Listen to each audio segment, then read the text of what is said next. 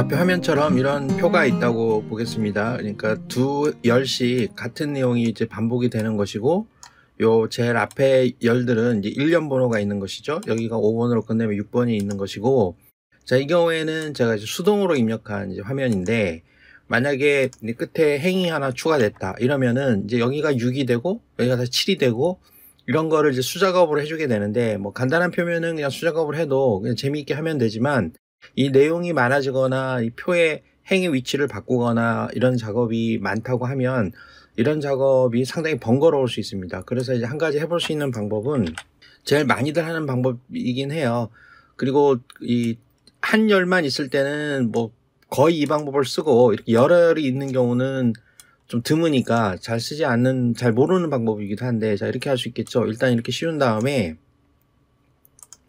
여기 이 단락 모양을 표시할 때 이렇게 앞에 글머리 기호를 주거나 숫자를 주는 기능이 있어요. 그래서 숫자를 주는 기능 중에 내가 이제 필요한 모양을 하나 선택을 합니다. 그럼 이렇게 모양이 되겠죠. 그럼 여기도 똑같이 이런 식으로 이제 모양을 줘요. 그러면은 똑같은 형식으로 들어가는데, 이쪽은 자 1번부터 들어갔지만 여기가 6번이니까 여기는 7부터 시작을 해야 되거든요. 그러면 제일 처음에 있는 이 행을 클릭을 하고 이쪽에 있는 서식에 들어가서 제일 아래쪽에 있는 번호 매기기 값 설정, 이걸 해줍니다. 이렇게 하면은 이거를, 자 여기가 6으로 끝났으니까 7로 시작이 돼야 되겠죠. 그래서 시작 번호를 7로 바꿔줍니다. 그렇죠. 근데 여기도 마찬가지죠. 이렇게 해서 한번 씌운 다음에, 자 시작되는 번호를 여기가 10이니까 13으로 바꿔줘야 되겠네요. 이렇게 해서 여기를 13으로 바꿔줍니다. 이렇게 되면 자동으로 바뀌거든요. 그래서 하나를 추가할게요. 추가해보면은, 자 여기는 자동으로 19가 돼요. 12, 13이 되는데, 문제는 얘가 7번이 됐으니까 이쪽에 다시 8로 바뀌어야 됩니다. 그럼 다시 들어가서 이거를 다시 하나를 또 올려줘야 되죠. 이런 식으로. 그럼 이것도 행이 추가되거나 줄어들거나 하면은 계속 이쪽하고 이쪽을 바꿔줘야 돼요. 엄밀하게는 이 두 부분을 계속 수정을 해줘야 되는데, 차라리 이런 것도 그냥 자동으로 되는 양식, 표를 만들고 싶다 하는 경우가 있을 수 있기 때문에 그거를 한번 이제 해보겠습니다. 자, 이 내용을 이제 다 지우고, 자, 그럼 이렇게 빈칸이 있고, 그럼 이쪽에다가 이제 내용을 채울 건데, 조금 더 이제 이쁘게 하기 위해서 여기를 한번 볼게요. 표 디자인을 이렇게 한번 만들어 놓을게요. 이렇게 만들어 놓게 되면 이쪽은 자동으로 색깔이 진하게 되죠. 첫 번째 줄이기 때문에 자동으로 했다기보다 이쪽에 머리끌 행이라고 체크가, 이 표 스타일 옵션에서 머리끌 행이 체크가 되어 있기 때문에 첫 번째 줄은 머리끌 행이라는 거구나 라고 해서 자기가 색깔을 여기만 바꿔준 겁니다. 이걸 꺼버리면 색상이 다른 데하고 똑같이 돼버리는 거예요. 이거를 끄면 이렇게 되고, 그렇죠. 요약행은 제일 마지막 걸 얘기하는 거예요. 제일 아래쪽에. 그다음에 마지막 열은 제일 뒤쪽, 요 부분에 그림을 좀 다르게 해줍니다. 이런 식으로. 그럼 첫 번째 열하고 마지막 열은 좀 모양이 다르게. 근데 이거는 두 개씩 반복되는 거기 때문에 마지막 열, 첫째 열 이런 건 필요 없겠죠. 근데 머리끌행은 필요하겠죠. 그렇죠. 머리끌행은 필요합니다. 이런 식으로 필요하고, 줄무늬 행도, 행은 다르지만 열이 다른 게 중요하기 때문에 줄무늬 열로 이렇게 해주면은 이게 두 개씩 이렇게 갈리는 거구나라는 거를 좀 이제 쉽게 알 수 있겠죠. 다 하면은 좀 너무 복잡하니까 이렇게 하거나 이렇게 하는 게 나을 것 같아요. 그래서 아예 없애거나 뭐 이런 식으로 해서 쓰는데, 일단은 그럼 여기다가 이제 1이라는 숫자를 넣을 거예요. 여기 1이 들어가야 되겠죠. 그러면 수동으로 1이라고 입력하는 게 아니라 뭔가 자동화돼서 들어갈 필요가 있습니다. 그러면은 이제 아래 한글도 마찬가지인데, MS 워드에서는 이 표를 엑셀처럼 사용할 수 있는 기능이 있어요. 함수를 쓸 수 있다는 것이죠. 그러면은 여기다가 어떤 자동화된 코드가 들어가게 이렇게 한번 입력을 한번 해보겠습니다. 그럼 코드를 입력할 때는 컨트롤 F9를 칩니다. 그러면은 약간 흐릿해지면서 중괄호가 들어가요. 그러면 엑셀처럼 일단 는을 칩니다. 는을 치고, 제가 이제 어떤 함수를 쓰려고 하는 거냐 그러면, 자 현재 여기 윌이라는 거를 표현하기 위해서는 나보다 위에 있는 칸이 몇 개냐, 이거를 쓰면은 낫겠죠. 여기 있는 칸은 자기보다 위에 있는 칸의 개수를 쓰게 되면 이 번호가 1년 번호가 맞는 거 아니에요. 그러니까 여기에서는 count라는 함수를 한번 써보겠습니다. count를 쓰는데 위쪽에 있는 거니까 above라는 걸 쓸게요. 여기 셀 번호는 A1이긴 한데 A1이라고 써버리면 절대 주소가 돼버립니다. 표에서는 그 엑셀하고는 좀 달라요. 그렇기 때문에 위치를 좀 상대적으로 해주기 위해서 어버브라는 걸 씁니다. 그럼 괄호를 닫고 자 그 다음에 다 끝났으니까 F9 키를 누릅니다. 근데 이제 1이라 위에 있는 게 1이 나와야 되는데 0이 나왔죠. 이 경우에는 위에 있는 게 머리끌 행이라고 표시가 되어 있으면 머리끌 행은 계산에 집어넣지 않습니다. 자동으로. 그렇기 때문에 0이 된 거예요. 그러니까 위에는 데이터 셀이 하나도 없다 이런 말입니다. 데이터 칸이. 그래서 이거를 수정을 해줘야 돼요. 다시 Shift F9를 누르고 Ctrl F9는 새로 삽입을 하는 거고 수정하는 거는 Shift F9를 누르면 돼요. 여기다가 더하기 1을 해줍니다. 엑셀처럼. 다 했죠? 그럼 F9 마무리된 거예요. 그 1이 된 거죠. 그러면 이 아래도 똑같은 수식이 들어가야 되겠죠? 그러면 이거를 자 복사를 해서 자, 붙여 넣습니다. 컨트롤 V를 계속 누르고 있는 거예요. 그럼 똑같이 들어가 있는 것처럼 보이지만 이게 씌운 다음에 전체적으로 F9 키를 누릅니다. 그러면 이게 자동으로 바뀐 거예요. 그러면 내가 예를 들어서 중간에 이제 셀을 하나 집어넣을게요. 셀을 집어넣었으면은 여기에서 아래에 셀 삽입. 그러면 셀이 하나 들어갔죠? 그럼 여기에도 이렇게 할 때는 요거를 카피를 하나 해서 그냥 붙여 넣어주고, 왜냐하면 상대적으로 수식을 만들었기 때문에 똑같은 거예요. 그러면은 전체를 이렇게 다 씌우든 아니면 필요한 것만 씌우든 이렇게 씌워서 F9 키를 누릅니다.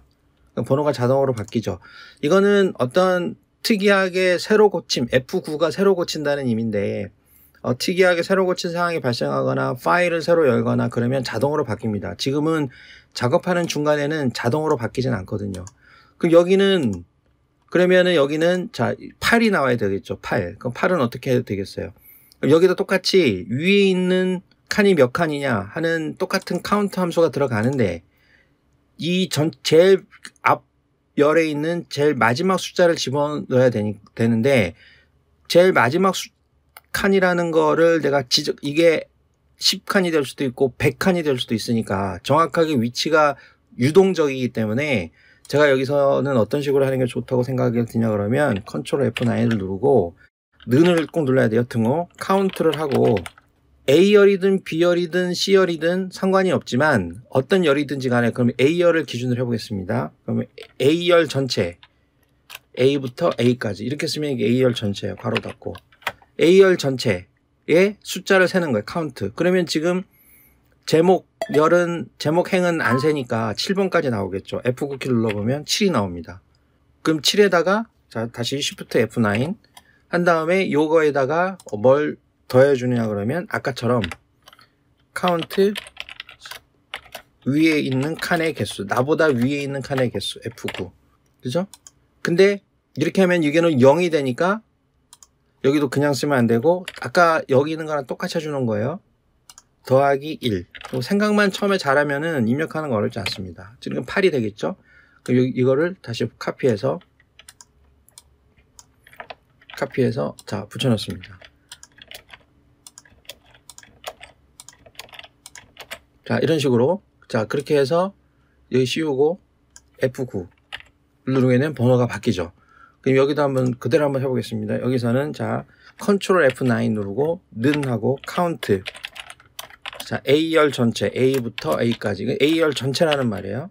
그 다음에 더하기 바로 하면 안 되고 이번에는 칸이 두 개니까 곱하기 2를 해야 되겠네. 2 그죠? 그래야 이 전체 7에 14까지 포함을 하는 거니까 만약에 또 세 번째 칸이 있다 한 칸이 더 있다 그러면 곱하기 3을 해야 되겠죠. 여기다가 더하기 카운트 자 자기보다 위에 있는 거 그 다음에 하나를 더 해야 되겠죠. 자기 제일 위에 있는 머리글은 포함을 안 하기 때문에 그렇게 하고 이제 다 했으니까 F9 키를 누릅니다. 15가 나옵니다. 그럼 이거를 선택해서 카피를 하고 다 붙여줍니다.